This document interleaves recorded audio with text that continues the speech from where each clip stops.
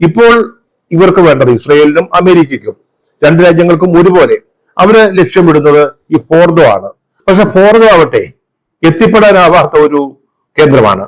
നമ്മൾ നേരത്തെയുള്ള എപ്പിസോഡുകളിൽ പറഞ്ഞതുപോലെ ഇത് പർവ്വത നിരകളില്, വലിയ വിസ്തൃതമായ പർവ്വത നിരകളില് പാറകൾ തുരന്നുണ്ടാക്കിയ ഭൂഗർഭ അറകളിലാണ് ഈ പരീക്ഷണ കേന്ദ്രം അല്ലെങ്കിൽ നിർമ്മാണ കേന്ദ്രം പ്രവർത്തിക്കുന്നത്. ഏതാണ്ട് 80 മീറ്റർ താഴെയാണ് ഈ കേന്ദ്രം സ്ഥാപിച്ചിരിക്കുന്നത്.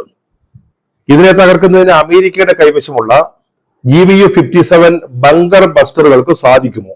അക്കാര്യത്തിൽ അമേരിക്കയ്ക്ക് ഒരു ഉറപ്പ് ഉണ്ടായിട്ടില്ല. ഈ ഭൂമുഖത്ത് ഇത്തരത്തിലുള്ള കേന്ദ്രങ്ങളിലേക്ക് എത്തിപ്പെടാൻ പറ്റുന്ന ഏക ബോംബ് ഇത് തന്നെയാണ്. പക്ഷെ ഒരു 60-65 മീറ്ററിന് താഴേക്ക് അത് ചെന്നെത്തുമോ?